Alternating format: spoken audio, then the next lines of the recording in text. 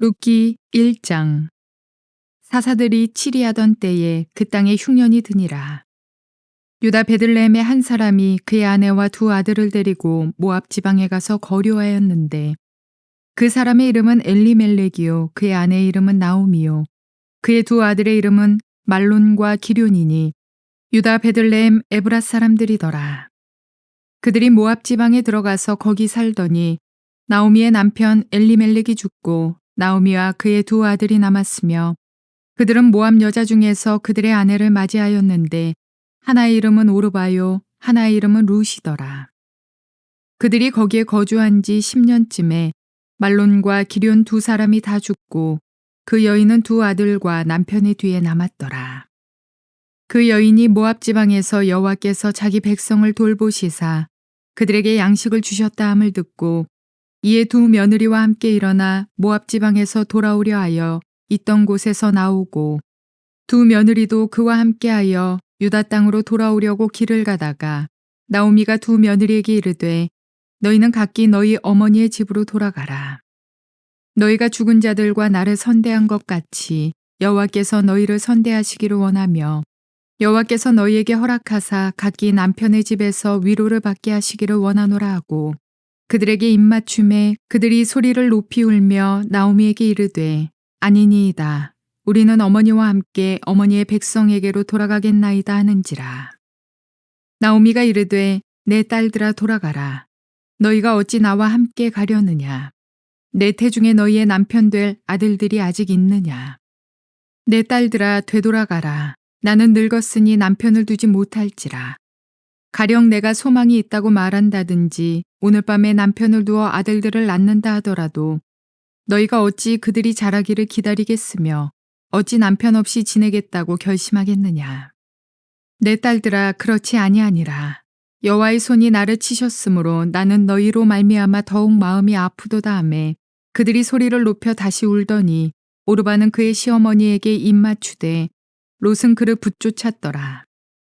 나오미가 또 이르되 보라 네 동서는 그의 백성과 그의 신들에게로 돌아가나니 너도 너의 동서를 따라 돌아가라 하니 롯이 이르되 내게 어머니를 떠나며 어머니를 따르지 말고 돌아가라 강권하지 마옵소서. 어머니께서 가시는 곳에 나도 가고 어머니께서 머무시는 곳에서 나도 머물겠나이다. 어머니의 백성이 나의 백성이 되고 어머니의 하나님이 나의 하나님이 되시리니 어머니께서 죽으시는 곳에서 나도 죽어 거기 묻힐 것이라. 만일 내가 죽는 일 외에 어머니를 떠나면 여호와께서 내게 벌을 내리시고 더 내리시기를 원하나이다 하는지라. 나오미가 룻이 자기와 함께 가기로 굳게 결심함을 보고 그에게 말하기를 그치니라. 이에 그 두 사람이 베들레헴까지 갔더라. 베들레헴에 이를 때에 온 성읍이 그들로 말미암아 떠들며 이르기를 이가 나오미냐 하는지라. 나오미가 그들에게 이르되 나를 나오미라 부르지 말고 나를 마라라 부르라. 이는 전능자가 나를 심히 괴롭게 하셨음이니라. 내가 풍족하게 나갔더니 여호와께서 내게 비어 돌아오게 하셨느니라. 여호와께서 나를 징벌하셨고 전능자가 나를 괴롭게 하셨거늘 너희가 어찌 나를 나오미라 부르느냐 하니라. 나오미가 모압 지방에서 그의 며느리 모압 여인 룻과 함께 돌아왔는데 그들이 보리 추수 시작할 때에 베들레헴에 이르렀더라. 좋은 날입니다. 성령님께서 오늘도 여러분들의 심령 가운데 큰 은혜와 평강으로 함께하여 주시기를 주님의 이름으로 축복합니다. 오늘 저는 여러분들과 함께 룻기 1장 말씀으로 전능자를 향한 믿음은 절망에서 벗어날 수 있는 소망의 씨앗입니다. 라는 그런 제목으로 은혜를 나누기를 원합니다. 우리 모두는 인생을 살면서 깊은 절망의 시간들을 지나갈 때가 있습니다. 누구에게도 말할 수 없고 또 내일이라고는 생각할 수 없는 소망이 끊어진 것과 같은 그런 시간들을 우리의 삶 가운데 지나갈 때가 있습니다. 그런데 그때 기억해야 할 것이 있습니다. 그것은 바로 전능자께서 살아계신다라는 것입니다. 전능하신 하나님이 살아계신다. 그것을 믿는 것입니다. 그리고 또한 전능자께서 내 삶에 선을 베푸신다라는 것입니다. 그 믿음을 가진 사람은 소망의 씨앗을 가진 사람입니다. 그 믿음이 결국 우리를 일으키는 것이고 좌절하지 않게 하는 것이고 새로운 출발을 할 수 있는 힘을 주는 것입니다. 그런데 만약 그 믿음이 없다면 아무도 나를 도울 자가 없어. 하나님도 나를 돕지 못하셔. 그리고 하나님은 나를 향해서 선을 베풀지 않아. 그럼 믿음이 없는 사람은 일어날 수 있는 힘이 없는 것이죠. 절망하고 자포자기하게 되어지는 것입니다. 만약 오늘 말씀을 들으시는 여러분들 가운데 나 참 내 인생에 참 절망적인 순간들을 지나가고 있다라고 느끼는 분들 계신다면 여러분 꼭 기억하시기 바랍니다. 전능자는 살아계십니다. 그리고 그 전능자께서 우리의 삶 가운데 선을 베푸시는 분이시다라는 것 꼭 믿으시기 바랍니다. 그때 우리에게 일어날 수 있는 소망의 씨앗이 우리 심령 가운데 심기는 것입니다. 그런데 한 가지가 더 있습니다. 그것은 무엇이냐면 하나님께서 우리를 도우실 때 사용하신 방법이 있다는 것입니다. 그것이 바로 사람이라는 것입니다. 하나님은 우리의 주변에 사람들을 보내십니다. 그리고 우리 주변의 사람들을 통해서 우리에게 선을 베풀어 주십니다. 우리의 손을 붙잡고 일으켜 주신다는 것이죠. 그리고 우리가 그 손을 붙잡고 일어날 때 우리가 다시 힘을 얻게 되고 소망을 얻게 되고 새 출발을 할 수 있도록 우리를 도우시는 분이시다라는 것을 성경은 이야기하고 있습니다. 오늘부터 여러분들과 살펴볼 룻기 말씀은 바로 그 이야기입니다. 전능자께서 소망이 없고 아주 절망 가운데 있는 우리들에게 찾아오셔서 선을 베푸시는데 사람들을 통해서 선을 베풀어 가시는 그런 이야기들을 우리에게 설명해 주고 있습니다.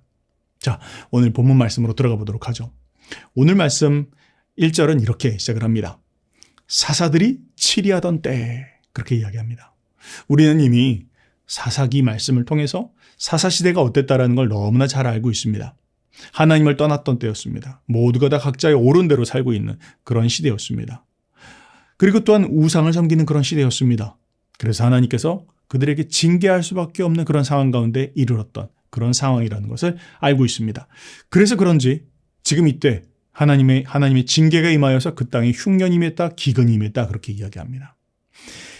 그런데 그 땅에 흉년과 기근이 임했는데 지리적인 배경을 보니까 베들레헴이라고 합니다. 그 베들레헴에 흉년이 들어서 먹을 것이 없었다 그렇게 이야기를 하고 있네요. 여러분 근데 베들레헴은 어디입니까? 베들레헴은 빵집이요 떡집입니다. 풍성한 양식이 풍성한 곳이어야 합니다. 근데 그곳에 먹을 것이 없었다 그렇게 이야기하고 있네요. 하나님을 떠난 그 믿음의 모습들이 하나님께서 그들의 심판의 모습들이 그러면 이렇게 나타나고 있는 것입니다. 자, 그러면서 오늘 말씀은 2절에 등장인물들을 소개하고 있습니다. 그 사람의 이름은 엘리멜렉이요, 그의 아내의 이름은 나오미요, 그의 두 아들의 이름은 말론과 기련이니 유다 베들레헴 에브라 사람이더라. 그들이 모압 지방에 들어가서 거기 살았다. 그렇게 이야기하고 있습니다.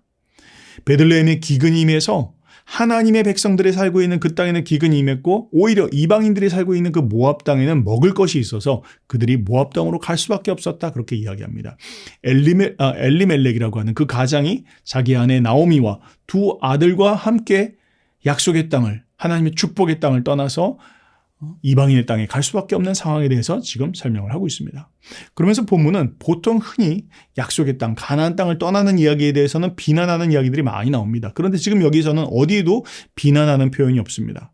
그들이 그 땅으로 떠나갈 수밖에 없었던 그런 상황에 대해서 그 가정의 형편을 오히려 긍휼히 여기는 마음으로 바라보고 있는 주님의 시선이 느껴지는 것입니다. 그런 가운데에서 더욱 안타까운 일이 벌어지고 맙니다. 3절의 말씀은 이렇게 이야기합니다. 나오미의 남편 엘리멜렉이 죽고 나오미와 그의 두 아들이 남았으며 그렇게 이야기하고 있습니다. 자, 뭘 이야기합니까? 기근을 피해서 살겠다라고 하고 떠나온 모압 땅이었는데 그곳에서 비극적인 일이 벌어집니다. 바로 그 이방 땅 모압에서 근근히 살아가던 중 자기가 그렇게 의지하고 믿었던 남편 엘리멜렉이 죽고 만 것입니다. 자, 그렇게 해서 두 아들만 남았습니다. 이제 두 아들을 데리고 잘 키워보겠다라고 아둥바둥 살아가고 있었는데요. 그런데 어떤 일이 벌어졌는가 보니까 나오미가 자신의 이 위축된 가게, 남편도 없고 이제 두 아들만 데리고 살아가니까 위축된 가게를 일으키기 위해서 이 두 아들을 어쩔 수 없이 마음에 내키진 않지만 모압 여인들에게 아마 장가를 보낸 것 같습니다. 그렇게 해서 이제 가게를 다시 한번 일으켜보고자 애썼던 것 같습니다. 그런데 이게 웬일입니까? 얼마 시간이 지나고 나서 냉혹한 운명이 이 가정 가운데 찾아오고 말았습니다. 자기가 그나마 의지하고 있었던 그 두 아들마저 죽게 되었다라는 것입니다. 그래서 졸지에 3명의 과부가 생겼습니다. 자기도 과부고 두 모압 여인, 이 애들 둘 다 과부가 되었다라고 오늘 지금 이야기를 하고 있습니다. 정말로 절망적인 순간이 아닐 수가 없습니다. 자, 그런데 그런 상황 가운데에서 오늘 이야기의 배경이 그런 상황 가운데서 오늘 이야기가 펼쳐지기 시작합니다. 자, 6절 말씀해 보니까 이렇게 시작하네요. 그 여인이 모압 지방에서 여호와께서 자기 백성을 돌보시사 그들에게 양식을 주셨다 함을 듣고 이에 두 며느리와 함께 일어나 모압 지방에서 돌아오려 하여 그렇게 이야기합니다. 뭘 이야기합니까? 그 슬픔 속에서 그 절망 가운데에서 나오미에게 기쁜 소식이 들렸는데 그 소식이 무엇이었냐? 보니까 여호와께서 자기 백성을 돌보셨다라는 것입니다. 여호와께서 자기 백성을 돌보셨다. 여호와께서는 자기의 백성을 돌보시는 분이십니다. 전능자께서는 자기의 백성을 돌보시는 분이십니다. 하나님은 저 여러분들의 상황을 돌보시는 분이십니다. 모른 채 하지 않으신다는 겁니다. 우리의 상황을 돌보시는 하나님이시다라는 것입니다. 그리고 오늘 본문은 이야기합니다. 그들에게 양식을 주셨다라는 것입니다. 우리의 필요를 아시고 우리의 굶주림을 아시고 우리의 갈급함을 아시며 우리에게 양식을 채워주시는 분이시다라는 것을 성경은 이야기하고 있는 것입니다. 여호와께서는 자기의 백성을 돌보시는 분이시고 우리의 필요를 채워주시는 분이시다 성경은 이야기하고 있습니다. 나오미가 그 이야기를 들었다라는 것입니다. 그래서 그 이야기를 듣고는 곧장 일어나서 베들레헴으로 달려가기를 시작합니다. 자, 그러면서 6절 말씀에 이렇게 이야기하고 있는데요. 이에 두 며느리와 함께 일어나 모압 지방에서 돌아오려 하여 이렇게 이야기하고 있습니다. 여기서 주목해 봐야 될 부분들이 있습니다. 바로 그것은 무엇입니까? 동사입니다. 성경에서 종종 아주 중요한 이야기들을 다룰 때 우리는 동사에 집중해 볼 필요가 있습니다. 그런데 오늘 지금 여기서 보니까 일어났다 그렇게 이야기하고 있습니다. 여기서 일어났다라고 하는 건 뭘 의미할까요? 그것은 그냥 비단 몸이 일어났다라는 것은 아닙니다. 그것은 바로 그 여인이 마음으로 일어났다라는 것을 이야기합니다. 마음으로 믿음으로 일어났다라는 것을 이야기하는 것입니다. 베들레헴에 하나님께서 자기 백성을 돌보셨다라는 이야기를 듣고 하나님께서 자기 백성들을 책임지시고 돌보시고 양식을 주셨다라는 이야기를 듣고 이 여인이 마음으로 일어났다라는 것입니다. 여러분, 마음으로 일어나야 합니다. 절망적인 상황 가운데 있습니까? 그렇다면 그 어떤 것보다 먼저 해야 될 일이 있습니다. 여호와께서 전능자께서 살아계시고 그가 선을 베푸신다라는 것을 믿으시고 그 믿음 가운데 먼저 마음을 일으키는 것입니다.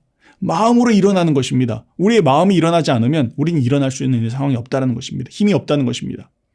마음으로 일어나야 된다. 자, 이 여인은 포기하지 않고 주저하지 않고 용기를 내어서 마음으로 일어났다 그렇게 이야기합니다. 그러면서 또 보니까 모압 지방에서 돌아오려 하여 그렇게 이야기합니다. 이것도 마찬가지입니다. 그냥 몸이 돌아왔다는 걸 이야기하는 것이 아닙니다. 절망적인 상황을 보는 것들, 절망적인 상황만을 바라보던 것들에서 돌이켜서 다른 방향을 보기 시작했다는 것입니다. 베들레헴을 바라보기 시작했다는 것입니다. 하나님이 일하시는 현장을 바라보기 시작했다는 것입니다. 여러분 무엇을 보고 계십니까? 절망적인 상황을 보고 계십니까? 더 이상 갈 곳이 없습니다. 더 이상 절벽입니다. 나아갈 곳이 없습니다. 내 앞이 정말로 꽉 막혀 있습니다. 그 절망적인 상황을 보고 계십니까? 돌이키시기 바랍니다. 돌아보시기 바랍니다. 하나님이 일하시는 것을 보기 바랍니다. 하나님의 말씀을 보시기 바랍니다. 하나님께서 역사하신다는 것을 바라보시기 바랍니다. 그 돌이키는 가운데에서 하나님의 역사가 일어난다는 것 꼭 기억하시기 바랍니다. 그러면서 7절 말씀에 있던 곳에서 나오고 그렇게 이야기하고 있습니다. 이건 역시 그냥 몸으로 나오는 것을 이야기하는 것이 아닙니다. 그 절망적인 상황 가운데 더 이상 묶여있지 않겠다. 털고 일어났다는 것을 이야기하는 것입니다. 여러분, 하나님 앞에 하나님께서 오늘 우리에게 지금 이야기하고 계십니다. 일어나라. 돌아오라. 돌이켜라. 그리고 그 절망적인 상황 가운데서 털고 일어나라. 그렇게 이야기하고 있습니다. 근거가 없다면 아무 말이 아니지만 의미 없는 이야기지만 말씀에는 근거가 있습니다. 어떤 근거입니까? 전능자께서 살아있다. 그리고 그 전능자께서 선을 베푸신다. 그 전능자께서 자기의 백성을 돌보시는 분이시다. 이 믿음을 붙잡으라는 것입니다. 이 믿음을 가지고 있을 때 그것이 소망의 씨앗이 돼서 우리는 일어날 수 있게 되어진다는 것을 말하고 있는 것입니다. 자, 그렇게 길을 떠나는데요. 나오미와 두 며느리가 길을 떠나는데 나오미의 마음 가운데 어떤 생각이 들었습니다. 그게 뭘까요? 가다 보니까 자신이 이전 모압 땅에서 겪었었던 그 이방 땅에서의 고생스러웠던 타향살이가 생각이 나는 거예요. 얼마나 힘들었는지. 남편 없이 살아가던 또 이방인으로서 이 타양 모압 땅에서 살아갔던 것이 얼마나 힘들었던지에 대한 것들이 스쳐 지나가는 것입니다. 그런데 보니까 지금 자기 옆에 누가 있어요? 모압 여인 둘이 있는 것입니다. 과부가 되어서 아직도 젊은 나이인데 과부가 되어서 이제 요단강을 건너서 베들레헴으로 들어가서 이방인으로서 살아갈 그 모습들을 생각하니까 차마 이 아이들을 데려갈 수가 없는 것입니다. 그래서 이렇게 이야기합니다. 8절 말씀입니다. 나오미가 두 며느리에게 이르되 너희는 각기 너희 어머니 집으로 돌아가라. 너희가 죽은 자들과 나를 선대한 것 같이 여호와께서 너희를 선대하시기를 원하며 여호와께서 너희에게 허락하사 각기 남편의 집에서 위로받게 하시기를 원하노라 하고 그들에게 입을 맞췄다. 그렇게 이야기하고 있습니다. 자, 뭘 이야기합니까? 여기서 우리는 잠깐 멈춰봐야 합니다. 여러분, 우리가 지금 룻기를 시작하는데요. 룻기는 아주 중요한 개념을, 성경에서 이야기하고 있는 아주 중요한 한 가지의 개념을 근본적으로 우리에게 깔고 설명해 주고 있습니다. 그게 무엇입니까? 바로 헤세드라고 하는 것입니다. 자, 이 헤세드라고 하는 건요, 우리말로 딱 떨어져서 번역하기가 어렵습니다. 대칭되어지는 단어가 없습니다. 헤세드라는 그 단어 뜻을 만약 풀어서 설명을 한다면 이런 단어들이 나옵니다. 충성, 신실, 선, 친절, 은혜, 자비, 사랑, 경건, 이 모든 의미가 합해서 헤세드라고 하는 그 의미 안에 담겨져 있습니다. 자, 그런데요, 룻기 말씀은 바로 이 헤세드에 대해서 설명을 해주고 있습니다. 사람들이 서로 간에 헤세드를 베푼다라는 것이 어떤 의미를 가지는지, 그 헤세드의 의미가 무엇인지, 또 헤세드를 베푼 자들이 또 다시 그 헤세드를 베푸는 그런 이야기들을 통해서 그 개념이 무엇인지에 대한 부분들을 우리에게 설명해 주기를 원합니다. 자, 한번 살펴보도록 하죠. 나오미가 지금 이렇게 이야기하였습니다. 두 며느리에게 이르되 너희는 각기 너희 어머니 집으로 돌아가라. 너희가 죽은 자들과 나를 선대한 것 같이 여호와께서 너희에게 선대하기를 원하며 그렇게 이야기하고 있죠. 자, 여기서 이야기하고 있는 이 선대했다라는 표현, 바로 이것이 헤세드라는 그런 표현입니다. 뭘 이야기합니까? 지금 나오미가 이렇게 말하고 있는 것입니다. 너희가 죽었던 우리 두 아들에게 선을 베풀었지. 그리고 이 시어머니 나에게, 늙고 나이가 든 이 시어머니 나에게도 지금 너희가도 선을 베풀었지. 내가 그것을 기억한다. 그리고 내가 그 선을 너희들에게 돌려주기를 원한다. 여호와께서 그런 너희들에게 이 선을 베풀어 주기를 원한다. 라고 하고 지금 축복하고 있는 것입니다. 아주 중요한 이야기죠. 여러분, 룻기에서 이야기하고 있는 이 중요한 개념 한 가지가 무엇입니까? 그것은 바로 사람이 서로에게 선을 베푸면 하나님께서는 그 선을 베푼 사람들에게 또한 선으로 갚아주신다라는 것입니다. 여러분, 우리가 누군가를 향해서 손을 내밀고요, 우리가 누군가에게 선을 베풀면요, 하나님께서 당신에게 선을 베풀어 주실 것입니다. 이렇게 하나님은 우리가 남에게 베푸는 선을 그냥 없었다 하지 않으십니다. 그리고 그것을 기억하시고 우리의 삶에 다시 선으로 갚아주시는 것이다 라는 것이죠.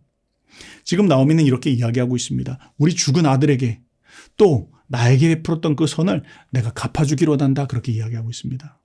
그런데 한번 생각해 봅시다. 이 모압 며느리들은 어떻게 죽은 아들과 또한 시어머니에게 선을 베풀었을 수 있을까요? 그것은 바로 나오미가 또 엘리멜렉이 그 가정 가운데에서 이 모압 며느리들에게 헤세드가 무엇인지, 선이 무엇인지를 보였기 때문일 것입니다. 성경에 기록되어 있지는 않지만 그들은 모압에서 살면서 금오스를 섬기는 사람들이었습니다. 그런데 그들이 이스라엘 사람들과 함께 결혼을 하였습니다.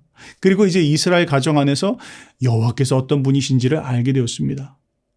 그 여호와 하나님께서 그들에게 베푸시는 선이 무엇인지, 그 헤세드가 무엇인지를 가정 가운데서 보았을 것입니다. 그리고 며느리를 통해서, 시어머니를 통해서, 시아버지를 통해서, 또한 그 아들들을 통해서 베푸시는 그 헤세드가 무엇인지를 맛보았을 것입니다. 아마 이 며느리들은 그것을 갚기를 원했던 것 같습니다. 그래서 그 아들이 죽었을 때에도, 그리고 이 나이가 든 시어머니에게도 헤세드를 베풀기를 원했다라는 것이죠. 그리고 거기에 대해서 시어머니는 기억하고 하나님께서 너희들에게 그것을 갚아주기를 원한다, 그렇게 지금 축복하고 있는 것입니다. 아름다운 이야기입니다. 오늘날은 참 보기 힘든 이야기들이죠. 그런데 이런 헤세드를 베풀었다라고 그렇게 이야기하고 있습니다.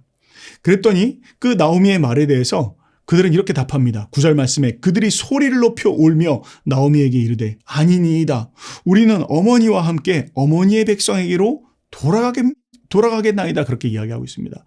지금 이 며느리들은요 고향이 모압입니다. 그러니까 이스라엘 땅으로 가는 건 돌아가는 것이 아니지요.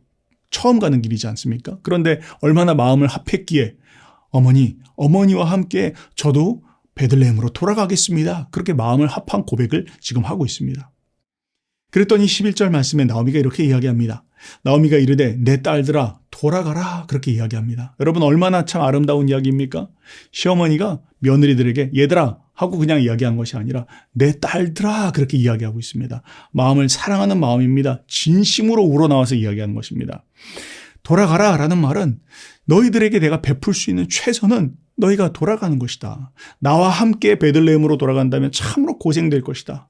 나는 참 좋겠지. 너희들이 옆에서 수발도 들고 힘든 거 다 도와주면 얼마나 좋겠니. 근데 그것보다 내가 너희들에게 정말로 선을 베풀기를 원한다. 돌아가는 것이다. 그리고 어머니 집으로 돌아가는 것이다. 다시 결혼을 하여서 가정을 꾸리고 남편들과 잘 사는 것이다. 그것이 내가 너희들에게 줄 수 있는 가장 귀한 축복이다. 지금 그렇게 이야기하고 있는데 이 아이들이 가지 않겠다 그렇게 이야기하는 것입니다. 자, 그러면서 나오미는 이 며느리들에게 몇 가지 이야기를 합니다. 이렇게 설득을 합니다. 첫 번째로 내 뱃속에 너희들에게 줄 남편이 있겠느냐. 내가 지금 아이를 갖고 있냐? 그것도 아니지 않냐? 너희가 결혼할 수 있는 상황이 아니다. 또 두 번째로 이야기합니다. 당장 내가 새 남편을 얻는다고 할지라도 내가 지금 아이를 가질 수 없는 상황이고 그리고 그 아이가 태어난다 할지라도 너희와 함께 결혼하려면 얼마나 많은 시간들을 기다려야 되겠니? 그러지 말고 너희가 돌아가야 된다. 다시 한번 설득하고 있습니다. 그런데도 이야기를 듣지 않습니다. 그러면서 세 번째 이야기합니다. 여호와께서 나를 치셨다. 내가 하나님의 심판과 징계 가운데 있는 여인이다. 그런데 이런 나와 함께 가까이에서 같이 고생을 할 너희들의 모습들을 보니 내가 그 모습을 참히 보지 못하겠다. 그러니 너희가 돌아갔으면 좋겠다라고 하고 그를 다시 며느리들을 돌려보내기를 원합니다. 그랬더니 14절에 이렇게 이야기합니다. 그들이 소리를 높여 다시 울더니 오르바는 그의 시어머니에게 입 맞추되 그렇게 이야기합니다. 오르바는 그 어머니의 얘기를 듣고 입을 맞췄다. 이제 작별 인사를 했다라는 것이죠. 그리고 돌아갑니다. 그런데 놀랍게도 룻은 그를 붙쫓았더라 그렇게 이야기합니다. 붙쫓았다 뭔 말입니까? 꼭 붙잡았다라는 겁니다. 쉽게 쉬운 표현으로 이야기하면 마치 정말 접착체처럼 딱 달라붙었다. 롯은 놓아주기 원치 않았다라는 것이죠. 시어머니를 향한 그 마음이 특별했다라는 것을 이야기합니다. 얼마나 함께하기를 원했던지 자진해서 시어머니와 함께하기를 원하고 시어머니가 섬기는 그 하나님을 섬기겠다라는 마음을 가지고 함께 돌아갈 것을 결정했다라는 것이죠. 이것은 바로 이 롯이 보이고 있는 헤세드입니다. 그러면서 15절 말씀은 이렇게 이야기합니다. 나오미가 또 이르되 다시 한번 설명합니다. 보라, 내 동서는 그의 백성과 그의 신들에게로 돌아가니 너도 너의 동서를 따라 돌아가라. 그렇게 다시 한번 권면을 합니다. 그 모수에게로 돌아가라. 그렇게 이야기합니다. 안타까운 이야기였죠. 그러나 그 며느리가 고생할 것들을 생각하니 놓아주는 것이 맞겠다 생각해서 간곡히 다시 한번 이야기합니다. 돌아가라. 그런데 이제 그것에 대해서 롯의 고백이 너무나 놀랍고 아름답습니다. 이 말씀을 한번 제가 이렇게 번역을 해봤습니다. 한번 다시 한번 들어보시기 바랍니다. 롯의 고백이 참으로 하이라이트입니다. 그런 어머니의 고백에 대해서 이렇게 말합니다. 저더러 떠나라고 강요하지 마십시오. 당신을 뒤따르는 일에서 돌아서도록 강요하지 마십시오. 당신이 어디로 가시든지 저도 갑니다. 당신이 어디에 머무시든지 저도 머물 것입니다. 당신의 백성이 나의 백성이요. 당신의 하나님이 나의 하나님입니다. 당신이 죽는 곳에서 나도 죽어 그곳에 묻힐 것입니다. 내가 죽는 일 외에 어머니를 떠나면 여호와께서 저에게 벌을 내리시고 더 내리시기를 원합니다. 그렇게 고백하고 있습니다. 여러분 느껴지십니까? 이것이 이 룻의 결단이었습니다. 어머니와 함께 하겠다라는 거 그냥 그것은 인간적으로 함께 하겠다라는 그런 서약이 아니었습니다. 이 여인은 지금 믿음의 고백을 하고 있는 것입니다. 여러분 왜 룻기가 쓰여졌는지 서론에 대해서 이야기 드렸죠. 다윗 시대 때 왜 이 다윗의 족보에 모압 여인이 들어와 있는 것이지 의아해하는 사람들에게 그것이 하나님의 특별한 섭리였다라는 것을 증명하기 위해서 이 룻기가 쓰여졌다라고 말씀을 드렸습니다. 룻은요 그냥 들어온 것이 아닙니다. 룻은 신앙 고백이 있었습니다. 여호와 하나님을 따르겠다라고 하는 그 신앙 고백과 여호와 하나님을 믿는 그 백성들과 함께 운명을 같이 하겠다라는 그 결단이 있었던 여인이었다라는 것을 지금 이야기하고 있는 것입니다. 그래서 이방 여인이었음에도 불구하고 이 여인은 여호와 하나님을 알고 그리고 여호와 하나님을 따르겠다라고 지금 결단하고 있습니다. 그 이야기를 듣고 나오미는 더 이상 설득하기를 멈춥니다. 그리고는 함께 며느리와 함께 그 걸음을 걷기 시작했다라고 그렇게 이야기하고 있습니다. 자, 그러면서 19절 말씀은 이렇게 이야기합니다. 이에 두 사람이 베들레헴까지 갔더라. 베들레헴에 이를 때 온 성읍이 그들로 말미암아 떠들며 이르기를 이가 나오미 아니냐 하는지라 그렇게 이야기합니다. 자, 어떤 이야기를 하는 것입니까? 베들레헴 성읍은 크지 않은 그런 성읍이었던 것 같습니다. 10년이 넘은 그런 세월 동안 사람들이 많이 바뀌었지만 그런데 나오미가 돌아왔다는 것을 그 성 사람들이 알고 반가워서 맞이하기 시작합니다. 그런데 뭔가 분위기가 이상합니다. 떠날 때에는 남편과 두 아이들과 함께 당당하게 떠났던 그 나오미가 정말로 수척해서 알아볼 수 없는 그런 모습을 가지고 자기 앞에 나타난 것입니다. 그리고는 그 옆에는 이방 여자의 한 명을 데리고 지금 자신들 앞에 나타난 그 모습을 보고 성 사람들이 모두가 다 놀랐다라는 것입니다. 그리고는 이야기합니다. 네가 나오미가 맞지 않니? 그렇게 지금 이야기하고 있는 것입니다. 그랬더니 나오미가 이렇게 고백합니다. 나오미가 그들에게 이르되 나를 나오미라고 부르지 말고 나를 마라라 부르라. 그렇게 이야기합니다. 마라는 무엇을 이야기합니까? 마라는 쓴 것을 이야기합니다. 나는 인생의 쓴맛을 본 사람입니다. 나는 나오미, 기쁨, 환희 이런 사람이 아닙니다. 난 정말로 내 인생의 깊은 절망의 시간들을 지났고 인생의 쓴맛을 고백한 사람입니다. 그렇게 이야기합니다. 그런데요. 여러분, 이 나오미의 고백이 아주 특별합니다. 나오미가 지금 이렇게 이야기합니다. 이는 전능자가 나를 심히 괴롭게 하셨음이니라. 그렇게 이야기합니다. 전능자가 나를 심히 괴롭게 하셨습니다.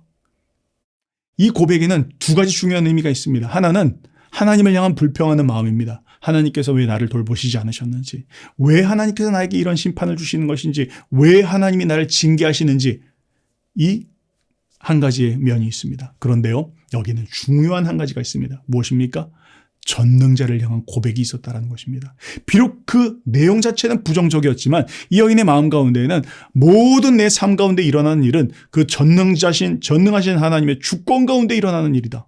비록 내가 하나님 앞에 벌을 받을 일을 하였고 하나님께서 내가 이유를 알 수 없지만 내 삶 가운데 이런 징계를 베풀었다 할지라도 모든 상황을 주관하신 하나님께서 그 전능자께서 내 삶 가운데 이런 일들을 행하신 것이다라는 그 믿음의 고백이 지금 이 여인의 고백 가운데 있었다라는 것입니다. 그래서 여러분들과 기억해야 할 것이 있습니다. 그것이 무엇입니까? 전능하신 하나님을 향한 믿음은 바로 절망적인 상황 가운데 일어날 수 있는 소망의 씨앗이 되어진다는 것입니다. 이 여인은 바로 그 하나님을 향한 믿음이 있었기에 지금 자신의 땅으로 다시 돌아왔고 그 믿음을 붙잡고 다시 새로운 출발들을 하고 있는 것입니다. 그러면서 21절은 이렇게 이야기합니다. 내가 풍족하게 나갔더니 여호와께서 내게 비어 돌아오게 하셨느니라. 여호와께서 나를 징벌하셨고 전능자가 나를 괴롭게 하셨거늘 너희가 어찌 나를 나오미라 부르느냐. 그렇게 이야기하고 있습니다. 여러분, 우리의 삶에 절망적인 순간들을 지나가고 있다고 느끼십니까? 그렇다면 바로 전능하신 하나님 앞에 돌아갈 때입니다. 내 삶을 이렇게 비게 하신 것, 내 삶을 실패하게 하신 것, 내 사업이 완전히 망하게 하신 것, 그것도 전능자이십니다. 전능자께서 내가 이유를 바로 알 수는 없지만 그 모든 상황을 통치하시는 그분께서 나의 삶의 이 시간들을 지나가게 하신다라는 것을 여러분들 믿으시고 그 전능하신 하나님께서 자기 백성을 돌보시는 분, 선을 베푸시는 분이다라는 것을 믿으시며 하나님 앞에 돌아가시기 바랍니다. 그것이 소망의 씨앗인 것입니다. 이것을 붙잡고 살아갈 때 우리의 삶에 믿음이 일어나는 것이고 새로운 시작을 할 수 있는 것이다라는 것 꼭 기억하시기 바랍니다. 그렇게 승리하시는 저 여러분들 되시기를 주님의 이름으로 축복합니다.